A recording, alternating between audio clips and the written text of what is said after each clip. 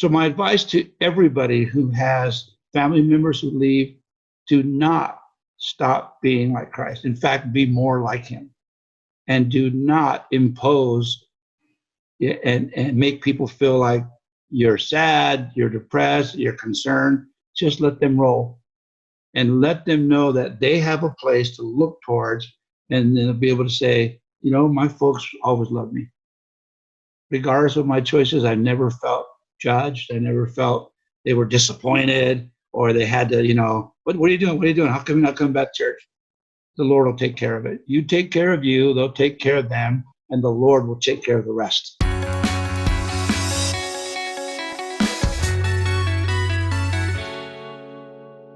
All right, everyone, welcome back to Saints Unscripted. We are here with Frank today. Frank is coming to us from St. George, Utah. Is that right? Yes. So jumping into this, Frank, tell us a little bit about yourself and kind of what your life situation is, where you're coming from. And we got in contact through an email that you sent to us. Maybe you can tell us a little bit about your email and a little bit about what you wanted to talk about today, because I think it's a really important subject. And then we can just dive in. Does that sound good? That sounds great. My name is Frank Tusiasena. I am of Samoan descent, a life member of the church. My parents were converts. They joined the church in American Samoa. I was born in Hawaii and raised in Southern California in the South Bay area of Los Angeles. And my wife and I have 6 kids, ranging from 33, I think, 34, down to 19. 4 boys and 2 girls. We raised them in the church. 3 of my older children have elected to leave the church, and the 3 younger ones are still part of the church and working their way, like all of us, through their faith. And so I believe what prompted me to reach out to Saints Unscripted in my email was the discussion about what it's like to be a parent of kids who've made that decision to leave the faith, and how that plays out in our lives with my wife and I. And I have a large family, 11 brothers and sisters, and we were all raised in the church, but not all of my siblings and our, extended family have chosen to be part of the faith. But man, we sure love each other. We gather often and we have our differences. But the faith that our parents and grandparents instilled in us never leaves, regardless of what path you take. And I think that's what's most important, is that the overall faith that was given to us was based in principles of family and loving each other regardless. When I was raised, I had a brother out of the 11 of us that chose differently, and but I can't tell you what it was like to see my parents love him and be close to him regardless. And so I think that's the challenge, is when people have family that leave the church, how do you treat that? How do you behave? And unfortunately, everyone's making it sound like only one thing is happening, and that is when people leave, it all falls apart. And I don't believe that it needs to, and it shouldn't. And I have friends who have the same thing, and it's really tough on the moms, for sure. It's tough on my wife. I love her to death, and it's hard. She tells me all the time, well, you would feel different if they came out of your stomach. And so, but, again, my kids and I, the ones who have left the faith, they have certain feelings, but they're respectful. We're respectful. And when we get together, we just figure out how to love, figure out how to make it work, and how I get to do me and they get to do them. And we find that common place where people have differences, but still are able to be, to live their truth. Yeah. And I think that's really, I'm trying to find a better word for important. But I think it's really important because what I'm seeing from that is that despite differences of opinion and belief, it sounds like you're kind of giving each other the benefit of the doubt anyways. That even though maybe some of your kids have left the church, and even though some are still part of the church, everyone is kind of assuming that each person is doing what they believe is best for them. Yes, yes. And David, let me just share a recent story that really put this all together for me. And you know, it went live in social media, and I don't have a huge following or anything, but back in November, when President Nelson introduced the Give Thanks campaign, hashtag Give Thanks, all of us members of the church jumped on board and started posting for each day up to Thanksgiving. And so obviously I jumped on board wanting to follow the prophet, and I love him to death. And so I started the first day with giving thanks for Christ. The second day, my parents and my family, and the third day, same lane. I believe it was the fourth day, I was getting ready to post my give thanks. And I got on Facebook, and my oldest son, who is just amazing, just a vibrant character for sure. And he posted, today I want to give thanks. And I think he was being funny because, you know, he has lots of friends who are still members. Today I give thanks for leaving the Mormon religion and not making the biggest mistake of my life. Oh man. And then some of us family friends were chiming in and, you know, giving him grief for that. But what I did was I posted his exact post on my timeline. And I basically said, today I give thanks for agency. And I posted his and the fact that my kids and myself, we get to practice what we believe is our truth. And I posted pictures of my kids, how proud I am of them for what they're doing in their lives and their successes. And at the end, that I get to practice my faith and follow the Savior, and they get to practice their truth and make their choices. And from it, you know, there were some really cool posts from friends of ours that know the kids, and obviously friends who struggle with, you know, their kids and the choices they make.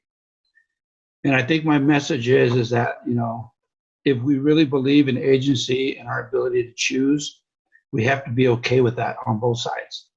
And if that determines how much we love and how much we follow Christ, then that's where the problem is that can't be the determining factor, because then agency is meaningless. Right. Then it has to be your agency that they need to choose. Sure. When Christ said love everyone, he didn't say unless they choose a different path than you. Correct.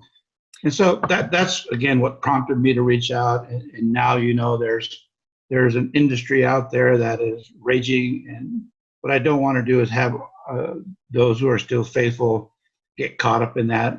Just do positive. Just do faith. Focus in. I know everybody has faith crisis, and again, David, let me acknowledge that I get everybody's pain and suffering. But at the end of the day, I think in the four walls of our home is where we're trying to do our thing. And at the end of the day, you know, you've heard of the new show Chosen, right? Yeah. We've interviewed the director. Yeah, that's my thing right there. So love that show, but again, really simple. Follow me. And I think that's our number one thing is, after the rage, after the disappointment and the hurt, there's only one place to heal and one person who can do it. And we need to just focus in on following him in our own difficult way. And I'm super flawed, and I'm just worried about, you know, where I am in my steps behind him. Yeah. You know, I think that as Latter-day Saints, you know, with our belief in eternal families and whatnot, Latter-day Saints tend to be very devoted to their religion and their beliefs. Yes. Like it's not just, you know, a side project, and I'm not saying it is for people of other faiths, but it's, almost all consuming, right? It's a lifestyle. Our religion is our lifestyle. And so when people maybe don't see their expectations being met by this religion and they end up leaving the faith, that can be painful for them.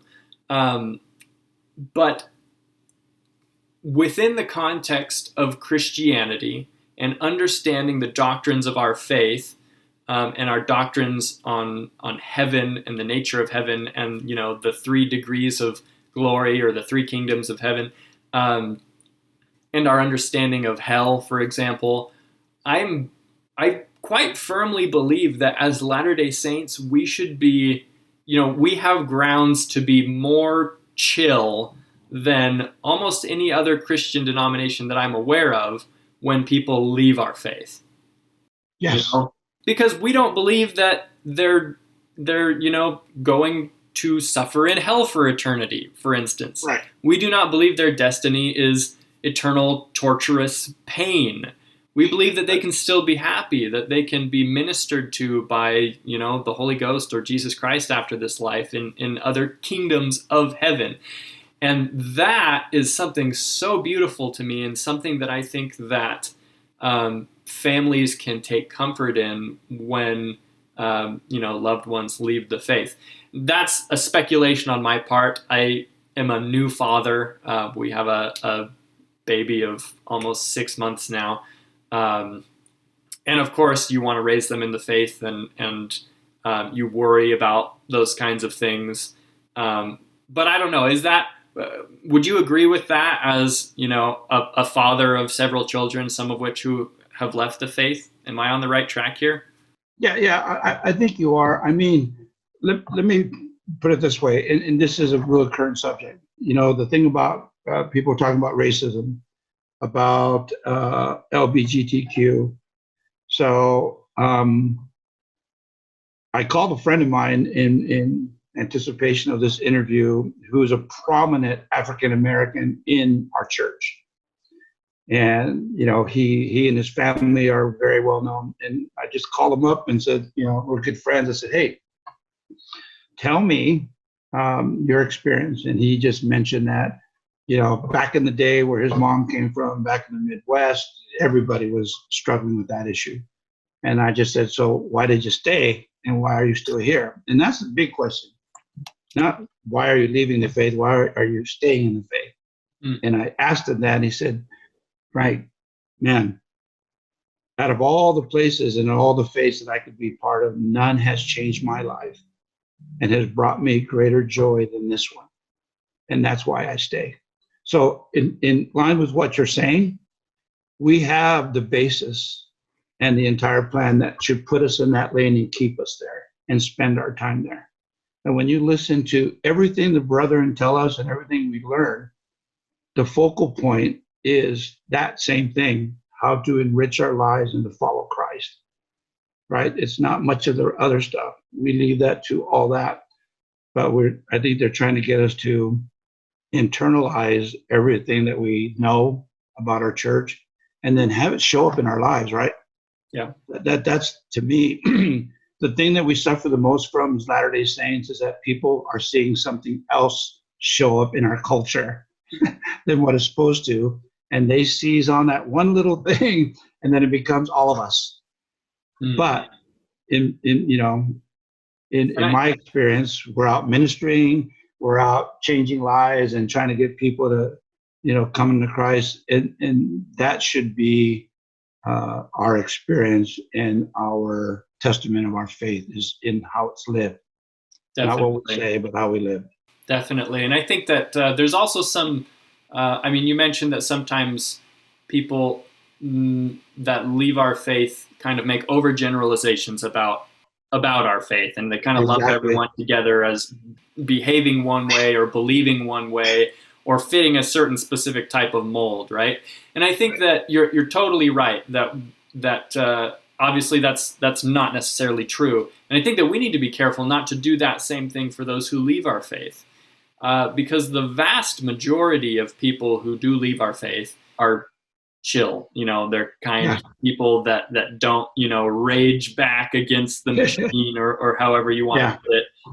Sure. It tends to be the more critical, more vocal minority, I think, that tends to be the face of those who leave the church. But that may not be the reality of the situation. But I have noticed, just as a general principle and observation, it is a lot easier, in my opinion, to foster doubt than foster faith. Yes. And the principle behind that is just the simple idea that it's a lot easier to make a mess than to clean one up. Yep. I like that. I like that. And it can be hard sometimes to respond with love and compassion to people who, are trying to make a mess of our faith. Right. But that's exactly what Christ is asking us to do, I think. Yeah. It doesn't matter what they're doing to you. Even if they don't hold themselves to a certain standard, you are held to a certain standard.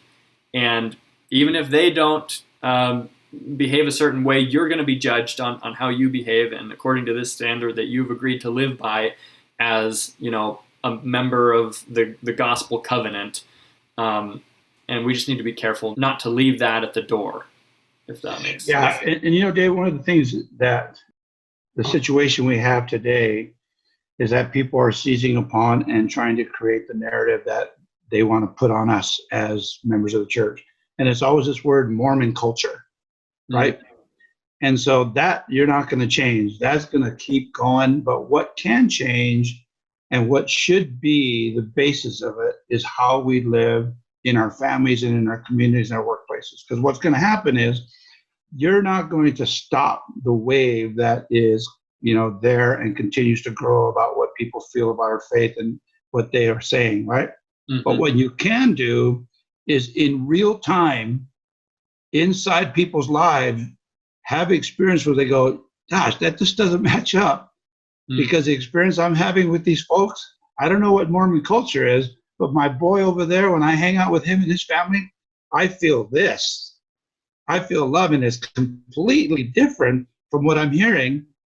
And if we focus on having those experiences with our neighbors, with our friends, with our work people, no matter what people who leave the church are saying, the experience in real time with people has to be different, right?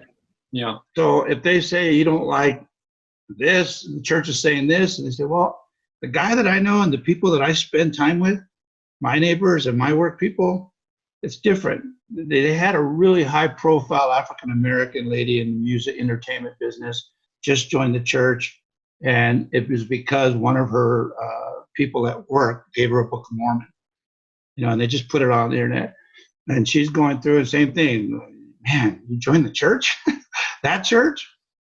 And all she said was, you know what? When I had my experience, this is what I felt. So I'm not hearing what that is. That's foreign to me. Well, if you get into it, you go, no, this is real for me. So I think what's important is to focus on what's real and what's going on in your lives.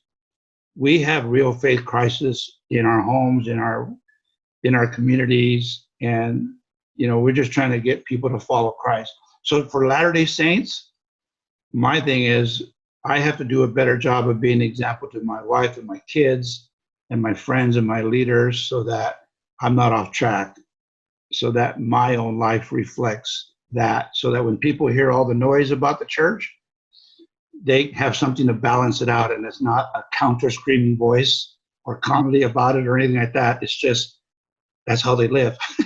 Yeah. And when I'm with those people, I don't see Mormon culture. I just feel love. Yeah. And I think that, of course, just, because people are good and nice people doesn't necessarily mean that the Book of Mormon is therefore true or the church is true. But at the very least, I think it should inform, people on their opinion of the church in general, that it teaches good things or it's not, evil. It's not created by Satan. And I think you'd be surprised at how many people believe that Satan was basically the founder of our church. As you mentioned, there's a lot of noise, and there's nothing wrong with academia, learning about the church, learning about history and whatnot. But the Book of Mormon itself and leaders of our faith have been teaching for almost 2 centuries now that at the end of the day, this is between you and God. And this is about your relationship with God. You can listen to others, and you can take into account their counsel, but at the end of the day, this is a matter of faith, as any faith is, and it's going to be a choice whether you're going to adhere to that faith or not. And so I think that sometimes we forget to include God in that circle of influence, but it's kind of an important thing to do. Yeah, and I appreciate you saying that, because that's exactly right. At the end of the day, it's a matter of personal faith between you and the Lord and the things that you feel you're being taught. And I know there's a lot of scholarship happening and discussion back and forth about the veracity of the church, the history, racism, all that stuff. And people always ask me, even my kids, well, you don't know for yourself. And my lame answer is that, well, as long as there's a David Snell and there's a, what's the cat's name? Terrell Givens, and a lot of scholars in our church who that's their expertise. And I'm okay that I have those guys to school me on what's really going on in those heavy questions, right? But with all that scholarship happening back and forth about the real, challenges and questions, it's not ever created an issue with my personal faith. Because once I've established that, Joseph saw what he saw, and that the Book of Mormon is true, and that we have living prophets, I'm good. Yeah. And all the other stuff, that's going to get sorted out. And I'm good that I have really smart and well-versed and informed people that can deal with that. Mm-hmm. And I'm not about to go out and say I need to be that so I can keep my faith. My faith is good between me and God, and those principles that have guided me, and I haven't been very good at living them all the time, but that's faith, right? That's faith. So I'm glad for you guys who can do it. And I don't believe that we need to shy away from standing up for what's right and what we believe. I just don't believe in the confrontation. And I think the confrontation, like we're all taught, contention's not good, man. Not in your home, not in your work, between you and your wife and anybody else. And we're riddled with it. And this big stage on social media that's happening now with people leaving the church. Again, I just want to say I feel for everybody who's going through that, but it doesn't mean we're not going through our own crisis. And we just need to let each other deal with our crisis with our personal faith and not try to beat up on each other. Yeah. Because there's enough stuff happening. Yeah. Oh man, the online world, social media. My gosh, it's a mess. And I'm going to rant here for a second. It's okay. The issue is exactly what you said. It's contention. The problem is that people love contention. They love watching it. They love those, little sound bites or headlines that, stir within you controversy or contention. And that's what people are consuming. That's the content that people consume. For instance, we try not to be contentious on Saints Unscripted, right? Yes. In my videos, I try and make that a big part of how I present things is to not be contentious, because the Book of Mormon teaches that contention is of the devil, right? Right. It's of Satan. The Holy Ghost isn't going to be able to teach you something if you're fighting with somebody, right? Right. But that's probably one of the reasons that we don't get a ton of views on our videos, right? Like we're not the most. Gotta add some heat to it. Yeah, we're not the most popular channel in the world, and maybe we're just a crap channel. I'm not going to try and maybe we're just a bad channel. I don't know, but But part of me believes that it's because, our channel isn't full of response videos to controversial, videos from other people. We're not trying to bash on people. We're missing that spark of contention largely. Maybe not always. We probably are. It's unscripted generally. Well, my segment isn't unscripted, but the main show like this is unscripted. And we probably get a little contentious sometimes. But overall, we're not a contentious channel. And you know what I'm trying to say. People look. Yeah, Dave, contention is popular. Yeah, here's the thing, and I don't want to be online, but we all know what sells, right? Right. And whether it's controversy, sex appeal, TikTok, dancing, all that other stuff. I mean, these cats now are rolling out, some big influencer that's a TikTok person, and that's just not us. And so what I'm hoping to do, and when I first reached out to you guys, and now I've seen there's some other people that are, doing something else, is the campaign back in the day, Meet the Mormons. Uh-huh. Right? What really got a lot of traction is when the Killers came on. When the what came on? When the guy from the Killers came on. Oh, okay. Yeah. Brandon Flowers. Brandon Flowers. So all of a sudden, and then also people who were just regular people, right? They weren't of any stature, but they were real, and their homes were real, and their lives were real, how they not only came to the church. And so I know it's not as popular, but as the channels start to fill with, conversations like this, because when I see all those other videos, there's not a lot of diversity. There's a lot of people who say, I got a faith crisis, but I say, what kind of crisis you got? That's a nice looking home. That's a nice car. And I'm looking back, and I tell my friends all the time, you want to hear faith crisis? How about a sister who in 1 year loses her husband, her son, and her son-in-law within 18 months to cancer? Gone. And so when I hear about faith crisis and your feelings are hurt about the position that the church is taking, for me, I know in homes across the world of Latter-day Saints, whether they're in Africa or whether they're in Samoa or anywhere else, they're dealing with some real crisis. And they're dealing with, how do I hold on to this faith? And I believe that it's that faith that gets them through, not the contention, not the loud screaming, not the disagreement. And so I'm hoping that as you guys continue forward, that you may not get loud and boisterous and challenge. We do need to stand up, but the best way we stand up is how we follow Christ and see that in a variety of homes and people and from different walks of life. And that's what's magical. That's what's meaningful. And that's what changes people, because their hearts are changed because of the gospel. Yeah, it's interesting, at least for our channel. Something I've noticed is that we try not to be contentious and angry. And because of that, we lose a certain audience, right? That's looking for that. That's okay. And that's okay.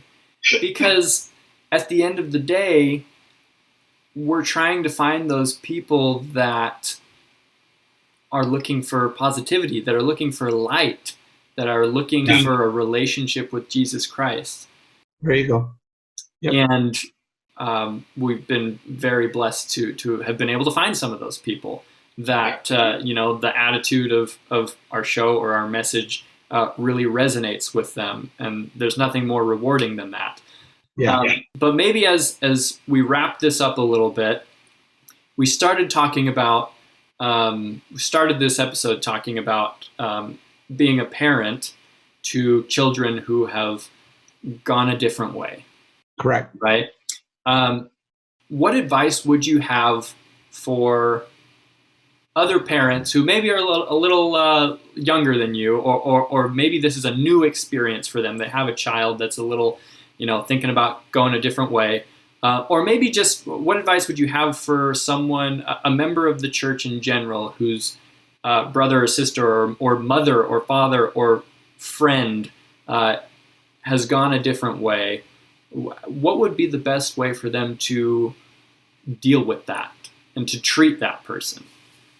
The minute you discover that your kids, I'm in it right now, even, as we speak, the minute your kids come of age and they start to make choices, right? The worst thing that you can do is change yourself the minute you find out it happens, right? Because that creates the problem is that, well, why are you acting different? Yeah. The concern, oh, have you done this? Have you done that?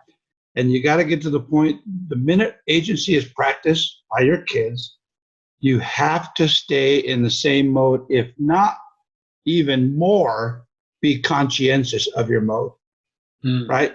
Because what happens is you can't be putting up more pictures of Christ in your house. You can't make it feel like you got to get more religious because you got to save someone. You've got to keep doing what you're doing and do it better, meaning love more, be aware, and be respectful of that. So when my kids come and I know they don't want to pray, I just straight up say, hey, we're about to pray. If you guys don't want to pray, no worries. Let us have the prayer. You guys can come in or whatever, or they'll just stay with it, right? If I'm going to have a talk about religion, they're going to know what's up. And there's with respect.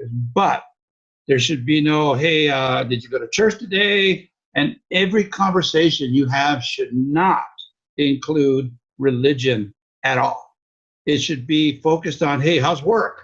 How's your friends? What did you guys do last night? And as much as you don't want to hear about, oh, we went out and partied or whatever, so, well, good on you. I'm glad you guys had fun. Just be safe, right? So if you do Christianity and you do Christ even more when your kids leave, that's the most important thing. Because what is important is what they feel about their parents. If you change it up, then you're changing up the religion that they just left. Yeah. And that's the problem. Wow. So, you're not so this and that. And, just one last example. I have a niece who I love to death out of Los Angeles, and she's married. She's her and her wife came out to our home for a reunion. And everybody was asking me from church, hey, where are these guys going to stay? They're going to get a hotel? I go, no, they're married. They're going to stay downstairs in my basement.